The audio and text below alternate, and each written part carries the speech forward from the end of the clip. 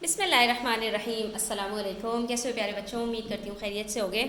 Decimals हम class 4 से पढ़ते हुए आ रहे हैं, बल्कि शायद क्लास 3 में ही स्टार्ट हो जाता है डेसिमल्स आपका।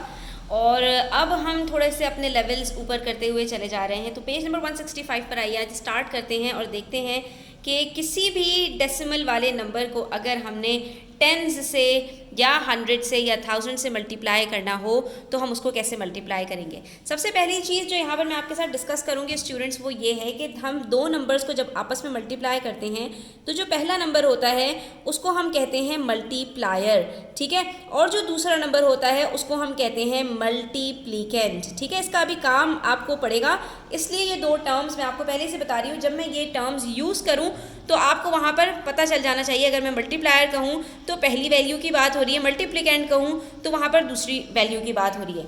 अब जब हम 10, 100 और 1000 से मल्टीप्लाई करने की बात करेंगे स्टूडेंट्स किसी भी डेसिमल वाले नंबर को, तो वहाँ पर हमारे पास 10, 100 या 1000 मल्टीप्लिकेंट बनकर आएगा, ठीक है। तो अब हमने इस चीज़ को थोड़ा सा याद रखना, और इन दोनों को जो मल्टीप्लाई करके आंसर आता है उसको तो हम जानते हैं क्या कहते हैं, प्रोडक्ट कहते हैं, ठीक है। ये टर्म्स याद रखोगे ना तो आपको कुछ जब आपके पास मिसिंग नंबर्स वाले क्वेश्चन आएंगे तो वहाँ पर सॉल्व करना आसान होगा। अब इन्होंने हमसे कहा हमारे पास एक नंबर है 0.1, जब हम उसको 10 से मल्टीप्लाई करते हैं तो हमारी जो डिस्क है 0.1 से चेंज हो जाती है 1 पर, ठीक है। इसी तरह जब हम 10 को मल्टीप्लाई करते हैं एक ऐसी डिस्क से जिसके अंदर हमारे पास 0.01 हो तो वो हमारे पास कन्वर्ट हो जाती है 0.1 से, ठीक है। यानी हमारा जो पॉइंट है वो एक डेसिमल पॉइंट आगे चला जाता है, ठीक है। कैसे जाता है मैं आपको एक्सप्लेन करती हूँ अभी।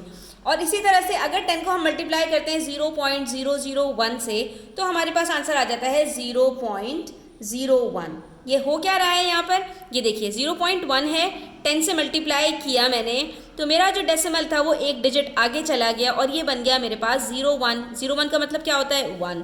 इसी तरह जब मेरे पास 0.01 था, मैंने इसको 10 से मल्टीप्लाई किया, मेरा डेसिमल एक डिजिट आगे गया और ये मेरे पास बन गया 00.1, यानी 0.1। 00 की कोई वैल्यू नहीं होती ना, सिर्फ हम एक 0 लिखेंगे, ठीक है। और इसी तरह से यहाँ पर 0.001 को जब 10 से मल्टीप्लाई करें, डेसिमल एक डिजिट आगे जा रहा है तो ये क्या बन जाएगा हमारे पास 00.01, दैट इज 0.01, ठीक है। तो बेसिकली इसके अंदर हमने करना क्या होता है, डेसिमल को सिर्फ एक डिजिट आगे लेके जाना होता है जब भी हमारे पास मल्टीप्लिकेंट 10 होता है, ठीक है। इसी तरह से यहाँ पर देखिए हमारे पास है 0.2, तो 0.2 को जब हमने 10 से मल्टीप्लाई किया तो हमारा डेसिमल एक डिजिट आगे गया और आंसर क्या आ जाएगा हमारे पास 02, दैट इज 2, ठीक है। इसी तरह से 0.12 को 10 से मल्टीप्लाई किया तो हमारा डेसिमल एक डिजिट आगे आएगा और हमारे पास आंसर क्या आ जाएगा 01.2, दैट इज 1.2, ठीक है।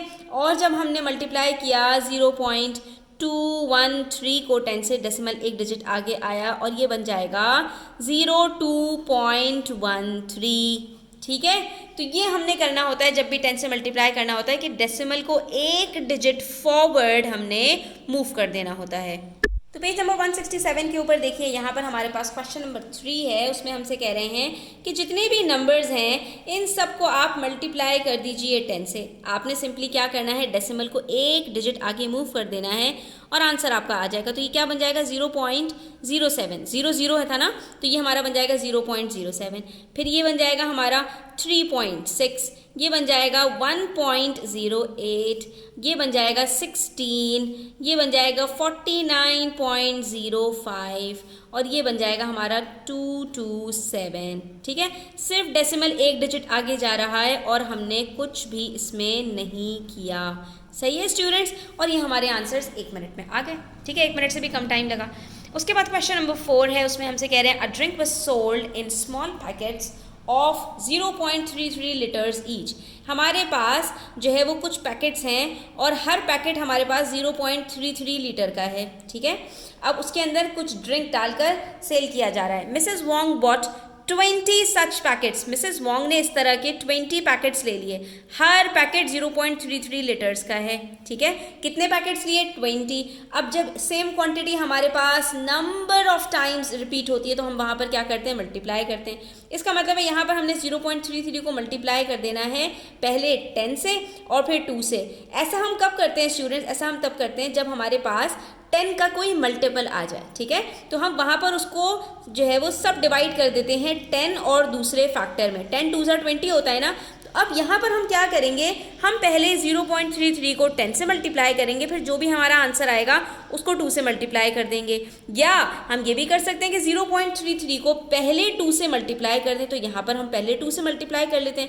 2 3 ज़ा 6, 2 3 ज़ा 6, फिर पॉइंट आया तो मैंने पॉइंट लगा दिया, 2 0 ज़ा 0, आंसर आ गया 0.66, ठीक है। तो हम ये भी कर सकते हैं कि पहले 2 से मल्टीप्लाई करें और उसके बाद फिर अब जो भी आंसर आया उसको 10 से मल्टीप्लाई कर दें। तो 0.66 को जब आप 10 से मल्टीप्लाई करेंगे आंसर, तो क्या आएगा स्टूडेंट्स, यहाँ पर आपका डेसिमल एक डिजिट आगे चला जाएगा और ये बन जाएगा आपके पास 6.6। तो ये देखिए, चाहे आप पहले 10 से मल्टीप्लाई करें और फिर जो आंसर आए उसको 2 से मल्टीप्लाई करें, तब भी आपके पास आंसर 6.6 आ रहा है। तो आप दोनों तरीके से यहाँ पर कर सकते हैं। इसी तरह से यहाँ पर हमसे कहा जा रहा है the mass of a dictionary is 1.45 kg। एक डिक्शनरी का मास है 1.45 kgs। Find the mass of 50 such dictionaries. हमें इस तरह की 50 डिक्शनरीज का मास कैलकुलेट करना है। तो हमने 50 को पहले सब डिवाइड कर दिया 10 और 5 के अंदर। पहले हम मल्टीप्लाई कर देते हैं इसको 5 से। 1.45 को 5 से मल्टीप्लाई करके यहाँ पर देख लेते हैं क्या आंसर आता है। 5 5 are 25, 5 4 are 20 plus 2 22, 5 1 are 5 plus 2 7। तो हमारे पास आंसर आया 725। अभी रुकिए, आंसर हमारा कंप्लीट नहीं हुआ। हमारे पास यहाँ पर डेसिमल के बाद 2 डिजिट्स हैं, तो आंसर में भी 2 डिजिट से पहले ही हमने डेसिमल लगाना होगा और हमारा आंसर यहाँ पे बनेगा 7.25। अभी एक इन दोनों को मल्टीप्लाई किया था, 1.45 को 5 से मल्टीप्लाई किया था तो हमारे पास 7.25 आया। लेकिन हमें किससे मल्टीप्लाई करना है, 50 से। तो इसका मतलब है अभी 10 से मल्टीप्लाई करना बाकी है। अब इसको 10 से मल्टीप्लाई कर लीजिए तो डेसिमल आपका एक डिजिट आगे चला जाएगा और ये बन जाएगा 72.5 किलोग्राम्स। यानी 1.45 को हमने 50 से 2 स्टेप्स में मल्टीप्लाई किया और बगैर कैलकुलेटर के अपना आंसर यहाँ पर हमने निकाल लिया। इसी तरह से यहाँ पर क्वेश्चन नंबर 6 है हमारे पास और हमसे कह रहे हैं कि कुछ नंबर्स हैं, इनको आपने मल्टीप्लाई करना है। तो यहाँ पर हम क्या करेंगे, ये जितने भी नंबर्स हैं ना, हम इनको पहले मल्टीप्लाई करेंगे इस नंबर को स्प्लिट करके, ठीक है। तो ये स्प्लिट हो रहा है किसमें, 7 इंटू 10, ये स्प्लिट हो रहा है 2 इंटू 10, ये स्प्लिट हो रहा है 5 इंटू 10 और ये स्प्लिट हो रहा है 4 इंटू 10, 6 इंटू 10 और 3 इंटू 10। तो पहले हम 10 को छोड़ देंगे, जो दूसरा हमारे पास फैक्टर है उससे हम मल्टीप्लाई करेंगे और देखेंगे हमारे पास यहाँ पर आंसर क्या आ रहा है। तो 0.8 को पहले मल्टीप्लाई करते हैं 7 से। 7 8 जार 56, 7 0 ज़ा 0 वो लिखने की ज़रूरत नहीं है। डेसिमल के बाद एक डिजिट है तो हमारे भी एक डिजिट से पहले डेसिमल आएगा और ये बन जाएगा 5.6, ठीक है।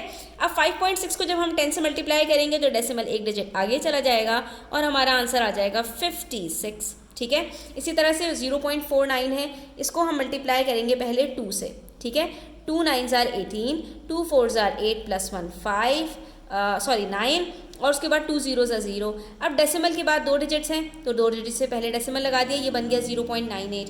लेकिन 10 से मल्टीप्लाई करेंगे तो डेसिमल एक डिजिट और आगे जाएगा और आंसर क्या आ जाएगा 9.8, ठीक है। उसके बाद 0.305 को हमें मल्टीप्लाई करना है 50 से, तो हम इसको पहले 5 से मल्टीप्लाई कर लेते हैं। 0.305 मल्टीप्लाई बाय 5, 5 5 जार 25, ठीक है। ये जो 20 का 2 था ये यहाँ आया और ये नीचे एज इट इज़ आ गया क्योंकि 5 0 ज़ा 0 होता है प्लस 2 यहाँ आ गया। 3 5 जार 15, तो ये भी हमारे पास ये एज इट इज़ आ गया 15। अब हमने क्या करना है, देखना है डेसिमल के बाद कितने डिजिट्स हैं, 3 डिजिट्स हैं। तो 3 डिजिट से पहले हमने डेसिमल लगा दिया, ये बन गया 1.525। अब हम क्या करेंगे नेक्स्ट स्टेप में, 10 की वजह से एक डेसिमल प्लेस आगे कर देंगे और ये बन जाएगा हमारे पास 15.25, ठीक है। अब इसी तरह से 2.12 को 4 से मल्टीप्लाई करना है, इसको भी यहाँ पर करके देख लेते हैं। 2.12 multiply by 4, 4 2 jar 8, 4 1 jar 4, 4 2 jar 8। Decimal के बाद 2 पॉइंट्स हैं, 2 डिजिट्स हैं तो 8.48 आंसर आएगा और जब 10 से मल्टीप्लाई करेंगे तो ये बन जाएगा 84.8, ठीक है। इसी तरह से 1.043 को मल्टीप्लाई करना है हमने 6 से। 6 3 जार 18, 6 4 जार 24 प्लस 1 25 और ये एज इट इज़ आ गया 6 1 जार 6। डेसिमल के बाद 3 डिजिट्स हैं तो हमने भी 3 डिजिट से पहले डेसिमल लगा लिया। 6.258 आंसर आया, 10 से मल्टीप्लाई किया, डेसिमल एक डिजिट आगे जाएगा और ये बन जाएगा 62.58। और इस तरह से हमने लास्ट वाले को भी सॉल्व करना है। इसका आंसर आप मुझे कॉमेंट सेक्शन में बताइएगा, ठीक है। अब हमसे कह रहे हैं क्वेश्चन नंबर 7 में कि हमारे पास मल्टीप्लायर गिवन है और प्रोडक्ट गिवन है, मल्टीप्लिकेंड हमें फाइंड आउट करना है। मैंने पहले ही बताया था कि हमारे पास जो मल्टीप्लिकेंड होगा वो या तो 10 होता है या 100 होता है या 1000 होता है, ठीक है।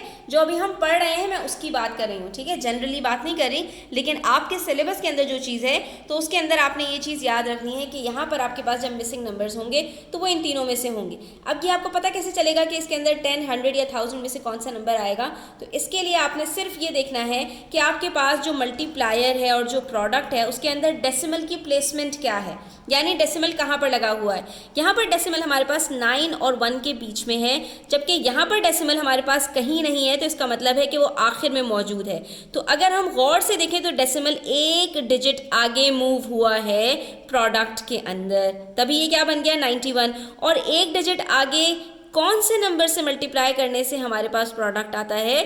तो वेरी गुड, 10 से मल्टीप्लाई करने से हमारा जो डेसिमल है वो एक डिजिट आगे मूव कर जाता है। अब यहाँ पर हमारे पास स्टूडेंट्स इन्होंने मल्टीप्लिकेंट दे दिया, मल्टीप्लायर पूछा है। मल्टीप्लायर का मतलब यहाँ पर ये है कि मैं किस नंबर को 10 से मल्टीप्लाई करूँ कि मेरे पास आंसर 6.6 आ जाए। तो सबसे पहले जो जितने डिजिट्स यहाँ पर दिए हुए हैं आपने वो यहाँ पर लिख देने हैं, यानी 66 आपने एज इट इज़ लिख देना है।